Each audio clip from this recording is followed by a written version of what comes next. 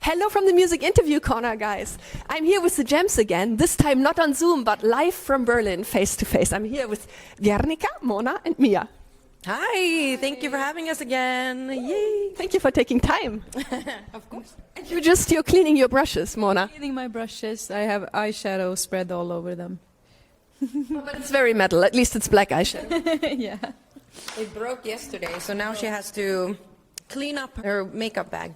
People know you already, Guernica, from our first interview with You Emily. pronounced my name so good, thank you. I know you told me in the last interview. Okay, and I sorry, I was like, damn, okay. No, I practiced. I wanted to do it right.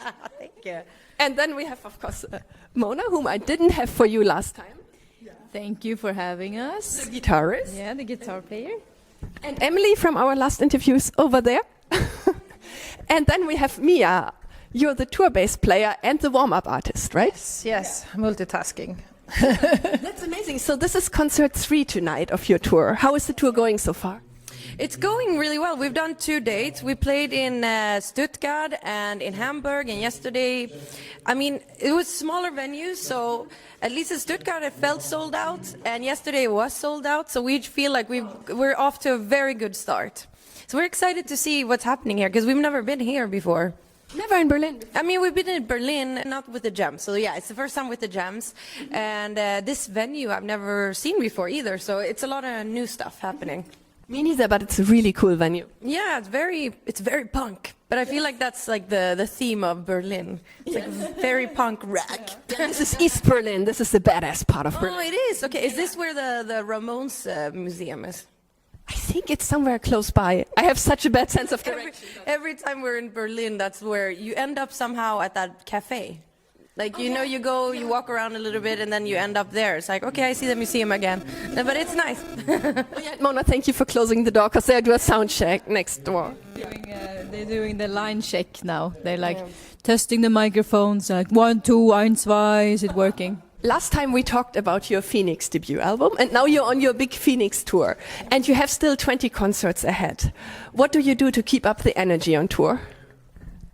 Who wants to start? Do you want to go first? Because you're like in the main band and you're the support artist, so you have to perform double. Yeah, but it's good because the days go fast. And I'm just thinking it feels already like we've been out for like 2 weeks or something. I'm already worn out, haven't had a shower yet. And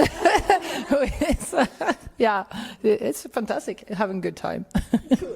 It's a hard life being on the road like this. We go with a very small crew, so we do like a lot of things ourselves. So we arrive at the venue at 2, hopefully, and then we just take out all the amps and the drum kit and carry into the venue. Then we do rig the stage. That takes a couple of hours, and do the line check, and then we have the VIP guests arriving just after the sound check, or when the sound check begins. And after that, we haven't even had time to have dinner. We had sandwiches the first days because we get food buyout. You get like 15 euro to buy food, but No catering at the venue. no, and no one of us had time to go to buy dinner, so we had no dinner. Like we had to have a sandwich. We've had sandwiches. Yeah. We were creative. Yesterday we made a toast. It's long hours. It's 10 hours work all the time, no breaks, like every day. Yeah. I think honestly, it's super exciting, and yeah, it is a long tour ahead of us. So we're trying to like keep it, do our work and not too crazy like we used to be. But also like the fact that this is the first time I think that we're also involved in every aspect of everything. Like we're all helping out with the loading, and we're all doing all these things. And I think, I don't know, it's a good, we've done it before, but now it's so much more because we are a way smaller crew than we're used to. So yeah, but I think all in all it's been really great, and I'm excited for all of it. It's a nice new journey that we're on. And I also had the pleasure to see you perform at Sweden Rock, and you had also a super busy festival summer. How did you experience the festival summer? I mean, we loved it. We had so much fun, and we feel so grateful that we, as a new band, got to play so much. We had basically every single weekend booked up the whole summer, and Sweden Rock was definitely like the cherry on top. It was just so amazing to get to play there. I mean, that's the biggest thing in Sweden for rock, you know. Yeah. So it doesn't get better than that. I mean, next step would be to play the main stage, but we'll take one step at a time. Yeah, next year. Next year. Next year. Do you want to add anything, Mia? Yeah, that was super cool to play Sweden Rock. I played there a couple of times before with Crucified Barbara, so it was really nice to be back on that stage. With the jams, and it was packed with people. It was a successful show. Yeah, you really got the crowd dancing. Yeah. Yes, that was fire. We had pyro. Oh, yeah. Yeah. And Mia played with us like a lot of the shows this summer, and we did a live, like we had a lot of rainy stuff, but it was still a great time. And how did you guys meet each other? How did you become the tour bass player of the Gems? We started to talk, you and me. I kind of remember-ish. I listened to, exactly. Like we have a mutual friend, Georgia, who also is a former Thunder Mother, who also, she was the one that made the Thunder Mother logo. So she's a graphic designer and a guitar player, super talented. She was the one that created our album cover and the Gems logo. And so if you need a good graphic designer, go to Georgia Cartieri. Anyways, she's a friend of ours.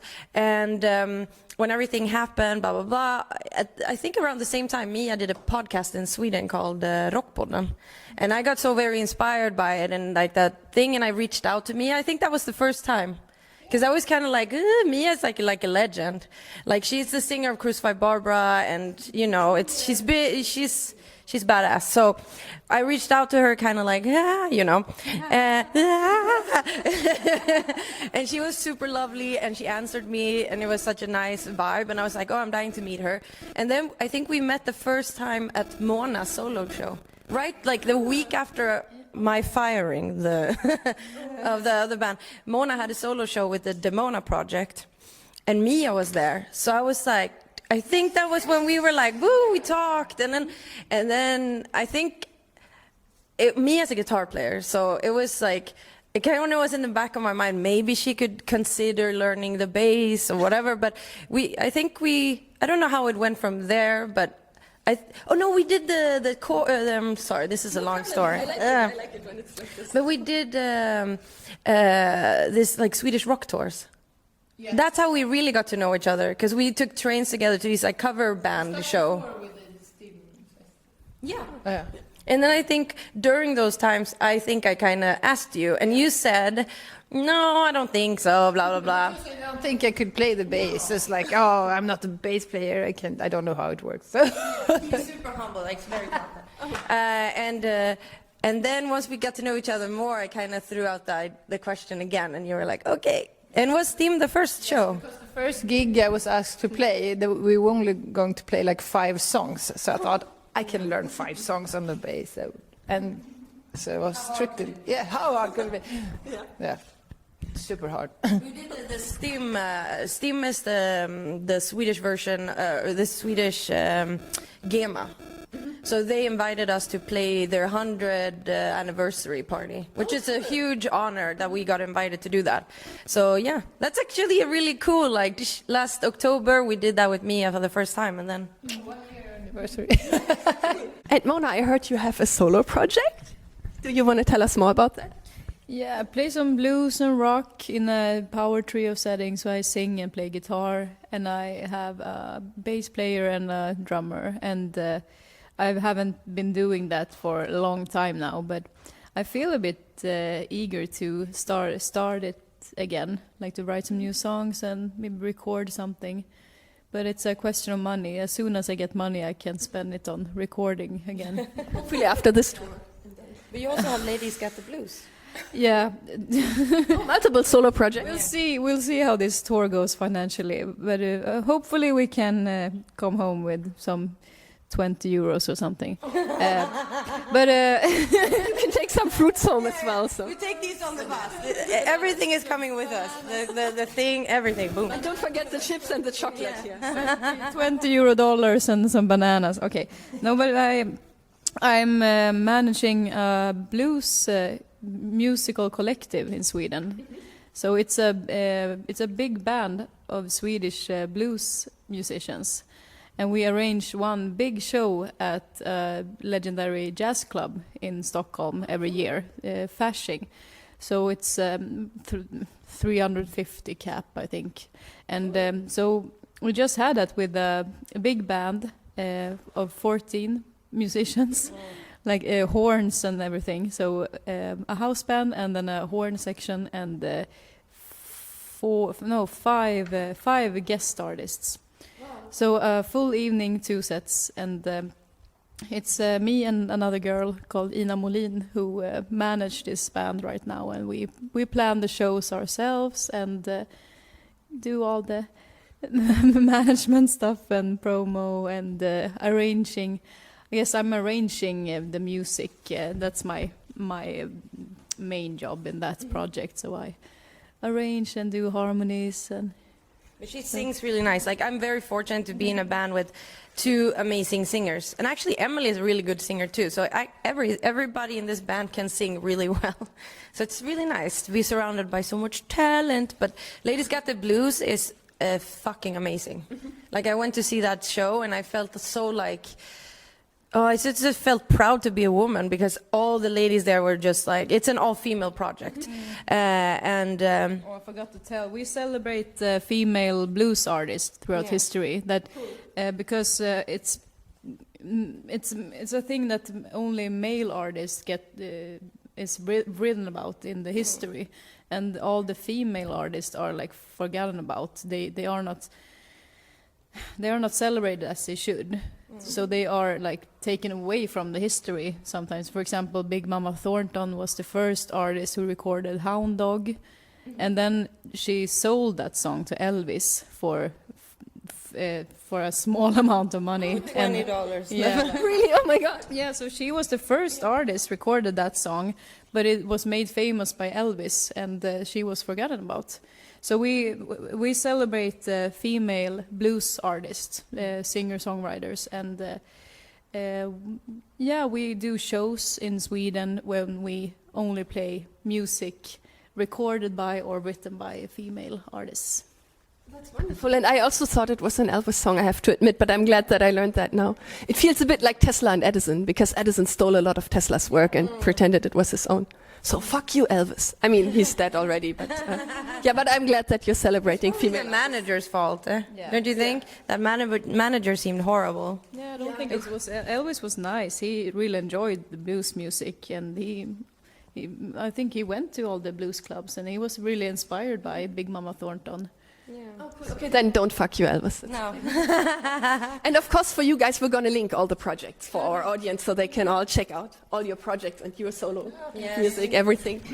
And do you have any weird habits or morning routines that you do on tour? Anyone want to start? There's no space for routines. For me, I'm just trying to keep everything on tour as simple as possible, to not have any needs, no like feelings, just go up and go like a robot. So a robot? Yeah, like ask what do you want in the dressing room? Like it's water and like a bin, trash bin. That's what I want, so I can just throw napkin stuff, because otherwise you get disappointed if it's not there, and I don't want to be depending on something that makes me not want to perform. So I just keep everything in my head. So. Do you want to add anything or share? Morning routine? No, nothing. I mean, you need to be really easy peasy, easy going on tour. Like you need to remove all the stuff you don't need and just sleep. Don't complain. If you don't have a spoon, drink the yogurt or like squeeze it in your mouth. If you don't have a toilet, go outside to pee. If I grew up in a bus. I'm a hippie child. I know what you mean. Okay. So just lower the standards. Don't complain. Just go with the flow. Don't be silly. Like so. I had the yogurt with a knife yesterday. Oh, wow. How did that go? It went well. It was like small spoons. Beep, beep, beep. But it was well. Be outside, like the first morning, like 2 days ago, I went out for that because I didn't want to pee in the bus and wake everybody up. So I went up in the morning and we standing on a parking lot and I just went behind some trees because I thought no one can see me. It looks so calm. And then I sat there like, I don't know if I should be here. It's a bit dodgy. And then a car came up and I was like, because there was like a working parking for workers. So I just sat there really still like, this is not worthy. Like, so I'm never going to pee outside again on this tour. So. But oh my god, that's the thing. Like, that's the thing with the tour. It's like it's so much fun to be out and playing and get to see all these people and all these things. But you get down, like come down to earth real quick, like when you're like having to wash yourself in a sink or something. Like our friends from Soilwork and Flames came to visit the show last night, but I'm not sure if they do that. If they go and pee in the bush, I don't think so. Actually, a lot of big bands told me off the record that you're not allowed to shit in the bus toilet and you have to shit in a plastic bag. You always have to shit in a plastic bag, and that's no matter how big the band is. Also, really big A-list bands told me they shit in plastic bags on tour. So now you know, guys. We're not even. We stop at a gas station for number 2. But of course, and all this, we don't talk about this because we want to make it look bigger. That Want to keep the rock star image alive. Want to keep a glamorous life, yeah, killing it. And the drums are killing it too, but our microphone is very good, so it should all work. And by the way, when I came here, I almost peed in the bushes too, but there is a gas station around the corner, actually. Luckily, yeah. Good. we're just humans. And you accomplished a lot within a short period of time. Do you have any advice for young bands starting their careers? Yeah, don't wait for things to happen. Like, if you don't have enough pre-sales for a show, go promote it yourself. Like, do something. If you're not happy with the money you're making, find side hustles. It's in your own hands. Like, you can't wait for other people to discover you or like do things for you.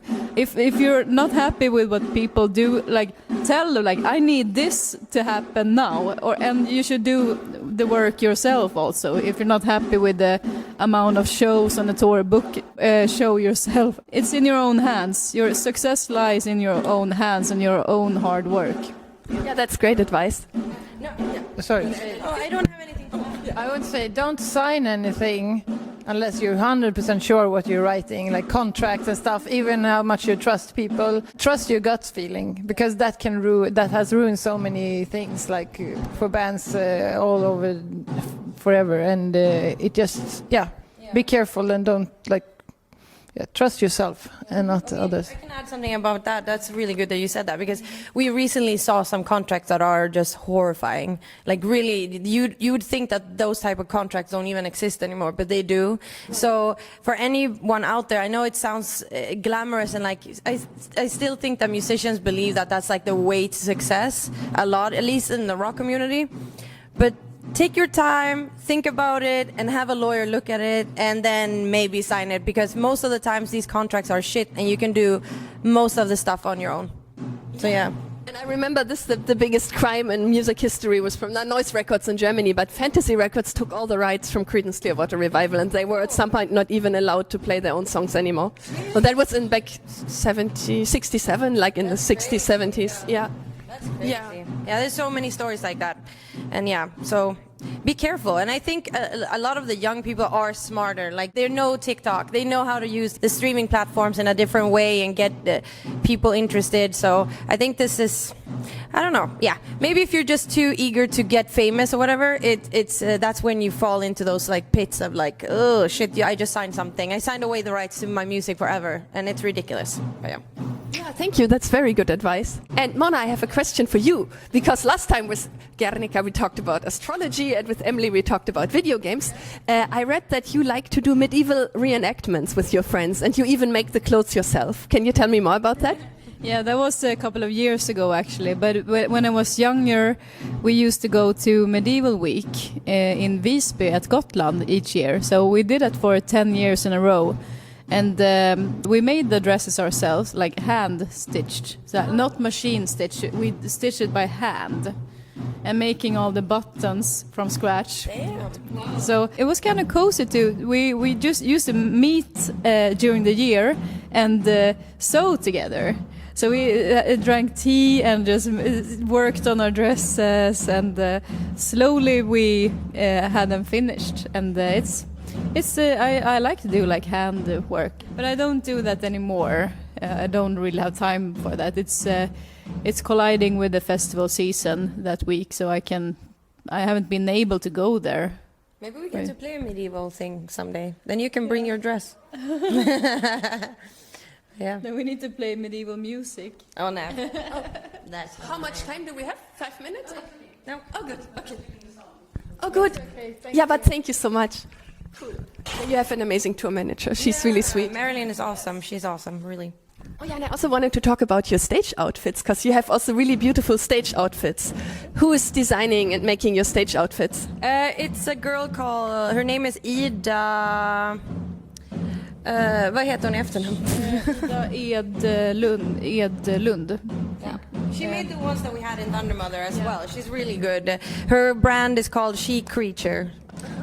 I don't know if it's with an S or not. We always tag her on our Instagram so you can find her there. But she makes clothes for everyone in Sweden, and she's really, really good. And we're really happy that she got our vision, and because it was really difficult to make these, like that pattern. It was very complicated, the one that we have now. So With the stars?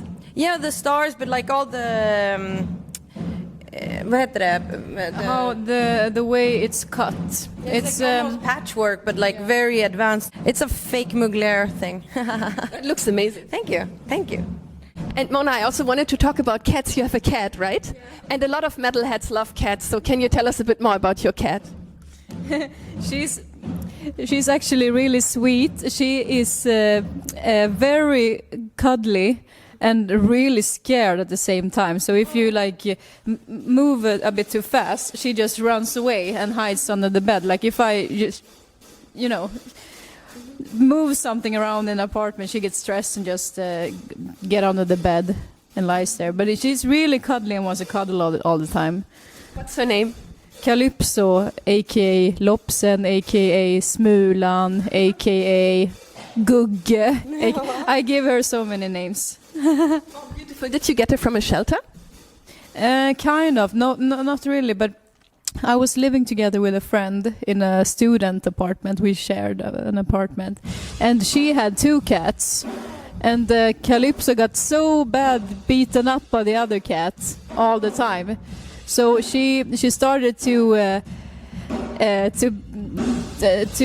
come to my room, and she used to hide in my room from the other cat. And it was one night I woke up, and there was blood stains from her paws on the side of my pillow. So she had been beaten up by Styx, the other cat, during the night, and she came into my room, and I woke up to these paw patterns made of blood on my linen. Then when we moved out from that apartment, and my friend moved to another apartment, and where they also had a big dog.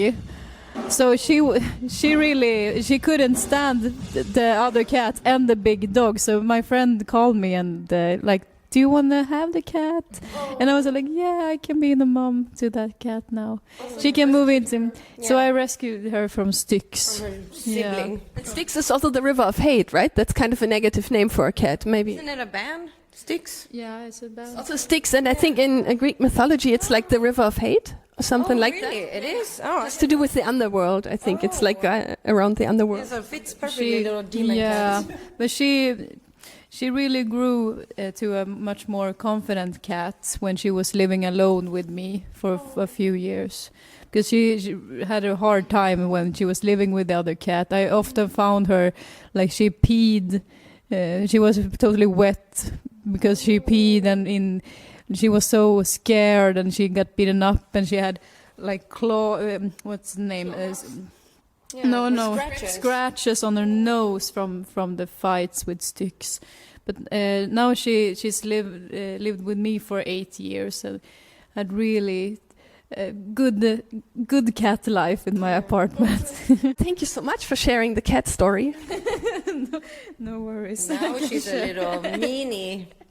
She's mean herself now. No, I don't know, but she's always like when we have meetings, she's like in front of the camera. It's like, oh my god, it's like cute the first time, and then it's like, get the fuck out now. But she's a beautiful, like very fluffy cat. Yeah, like a fluffy tuxedo cat, right? Yeah, she's a mix between Birma and Norwegian wood cat. Beautiful. I had one like this too. Mine was half Persian and half Norwegian forest. I just made that up. No, but Skogskat. but she's fluffy. Norwegian forest cat is real. It's a real. Oh, it's a real thing. It's okay. Yeah, they look very fluffy. Okay, yeah, she's a fluffy cat. But yeah. She's so tiny. She's not like a Norwegian forest cat. She's much more tiny. She weighs 3.9 kilos. Yeah. Tiny little cat. Okay. And I don't know. I turned on the camera again, but you said you make a Christmas dinner for your cat or with your cat. Yeah. She gets some shrimps and some sweets and raw meat and some herring. Like small, yeah. Mona's cat small likes dinner. fancy, expensive stuff. Like I asked her, like, what kind of snack? She's like, pecorino cheese, and like, what? Grana Padano, 12 months. Yeah, She like, likes. Yeah. Mona has taught her to like expensive things. Yeah, but I mean, your poor cat had such a bad life. Calypso had a hard life before, and now she's like has a life like in heaven with you. Yeah. She stopped eating the food I bought from the supermarket, and she got so thin. Like you need to eat. So I had to buy food for kittens now, just with a lot of calories because she eats so little. So she gets these raw balls of meat. So she gets like 3 balls every day. Råbiff. Råbiff också. That's really good. I love råbiff. What's råbiff in English? Raw meat? Like raw meat? Yeah, it's basically raw meat, like, you know, but like fancy minced. Not the cold one you get here. I mean, it is kind of, but the one you get in Germany is the one they put on sandwiches, not that one. But in Sweden they have it like really nice with some good seasoning. It's really good. And you get it with like fries, and yeah, it's nice. Raw meat, basically. Oh, that would be so Oh, good. yeah, Like yes. either I'm longing for, like Guernica said, molfritt before. I was like, oh, I want molfritt. Or this raw beef with the French dish, like raw. This tartar? Oh, yeah, this tartar. That's what I mean. The tartar. With tartar. No, we want meat. And fries. Mia is a vegetarian, so she's not. Me too, but Okay, sorry. you get the fries, but you can still have. We can have the fries. Yeah, but do you eat molfritt, Mia? There's almost like vegetable. Yeah, that's like with Emily. She doesn't eat any meat or anything, blah blah. More meat for you too, then. Yeah, I mean, yes, we love the meat, but she goes ham on like those on kräftor, the crawfish. Like brutal, like those she doesn't care, like she loves that shit. So some seafood and fish works. I don't know if it's the same for Mia, but I eat salmon sometimes. Do you? Yes, sometimes, but I never cook it for myself. But if sometimes it's in front of me, I can eat it. It's already dead. So. I hope that after the tour you have enough money to have a really nice dinner with tartar and crawfish and all the delicious things. Oysters. Oh, I want to eat oysters. Like, you like oysters? yeah. Oh, I only eat them because it's like a fun thing every time. Like, but it's like I don't think it tastes that good. But the molfritt, absolute, that's so good. Or maybe like a fish soup. Maybe when we get to France, to Guebwiller, we can have molfritt. Okay. That's my favorite. Yeah, you guys, if you want to do something nice for the gems, maybe you send them some of these foods. Yeah. Deliver them in a cooled box, you know, with Volt or something. No, don't ship that. Yeah, they could send like these gift cards for the restaurants where you can get that. Yeah, that's safer. Oh, yeah, and you said that earlier. You're doing meet and greets on this tour. But like really VIP meet and greets. How did you experience the meet and greets so far? So far it's been really good. It's very intimate, and that's exactly what we wanted. We wanted to have just a tiny little group of people that we actually can have time to talk to, kind of, you know, get to know and have like that quality time. So I think it's been really good so far. Really, really. How do you feel? Sorry, I was a bit... No problem. Were you texting your cat? No. No, I was seeing what Mickey wrote, but it was nothing. We talked about the VIP, and I just checked the time. Like, oh, they should arrive in 15 minutes. Oh, then we should have. Yeah. Oh yeah. Yeah, we have to maybe another 5 minutes, and then I. Yeah. So what do you think about the VIP? It's fun. The VIP hangout is great because then we have like 3 or 4 people coming, and they get to see the sound check, and we show them around. I can show them my gear, like explain the pedals, what are the pedals doing, show them my guitars, and then we sign their stuff, and they get a set list, and they can just ask anything and talk to us. It's a really nice and calm hangout, because after show is so many people like, oh, autograph, take a photo, and you don't have the time. No. So if you really want to hang out with us and see the backstage, you can. We have a few VIP tickets left. So there are still VIP tickets available for you guys. You can still get some for the upcoming shows. It's the limitation to 10 people per show, but so there are left. So go check the links on Instagram. I think we have the links there to find the VIP tickets and the ticket links and stuff. But I also want to add that the VIP is also something that we added because yes, the quality time and that stuff. Because after the show, you don't really have time to barely talk to people, and some shows we also decided, because it is 4 weeks, almost 5 weeks, because of health reasons and stuff like that. We also said that we might. It's not possible for us to go out every night, because we need to, like, for me, I need to, and Mia that's doing 2 shows, like, save my voice and stuff like that. So the people that get the VIP guarantees assigned stuff from us and meet us, but after the shows it's going to be a gamble. Like, we're probably not going to do that every night. And we've done it the nights that we've had the tour, but the tour just started. So it's really short on time. We had to pack the gear and everything and get ready. So yeah. They kicked us out yesterday. It was like, get out! Like, I had barely any time to shower. So so guaranteed hangout, sign ASAP, rakaka, come before. VIP. Cool, and the ticket link for VIP and the concert tickets will be here in the video description for you guys. Cool. Put some bananas in there too. Yeah. Oh yeah, you get a signed banana maybe. Yeah, signed banana. And yeah, that's... Do you also get sometimes gifts from your fans? Yeah. What's the coolest or funniest fan gift you ever got so far? Yeah, you probably have some cool stuff. I got a guitar once in the States. A whole guitar? Yeah. Wow. That was a bit crazy. It felt a bit wrong to accept that, but it's very persistent. So you still have the guitar? Yes. Yeah. Of course. Cool. We got some Haribo the other day. Oh, but that's good because you like food, right? Yeah, we like food, we like candy, so that was good. But I don't know if I've received any crazy gift, but I got like a baby Yoda from the old fan club, and so cool. Yeah, very cool. And we all got the little baby Yoda because we all like Star Wars. And then most of the fans know that I'm really into makeup and stuff, so I've received like really good makeup stuff, which is crazy. Yeah. Want to have any? Yeah, we have the best fan ever in France, David, and his wife. What is her name? Marie and David, and they send a box with French delicacies. That was crazy. It was so much. Like, it must have cost them so much to like arrange this. But it was pâtés, it was cheese, some booze, schnapps, cookies. Yeah, everything. It was dulce leche. Yeah, dulce leche.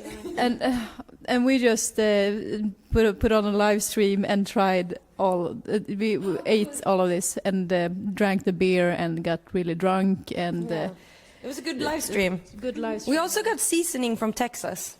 Oh, cool. Yeah, we have an amazing fan. His name is Kyle, and he sent over like we were out of our favorite seasoning called Slap Your Mama, and so he sent over so I have a lot of Slap Your Mama, and the girls wanted some other seasoning. So, yeah, we have a little bit of everything. So nice. Yeah, we have great fans. Do you want to say anything else to your fans before we end this interview? Come to our shows. I mean, that's the best way to experience the music, and we really appreciate every single person that's supporting the Gems. I couldn't agree more. Thank you. You're the best. I want to add something. And also, make sure to follow us on Spotify or whatever streaming site you're using, because that in itself helps us a lot to then get booked for future shows and stuff like that, because it's tough for bands right now, and we can only prove that we have a following by having a lot of streams, and so that would help us a lot. Spotify. Follow the Gems. Thank okay. you. Mia, maybe? No, I'm just happy to be here. Thanks for the time. Cool. Yeah, and the Spotify link will be in the video description. And then, girls, thank you so much for the nice interview. Thank you. This was fun. And enjoy the rest of your tour. Thank you. Dankeschön. Bitteschön.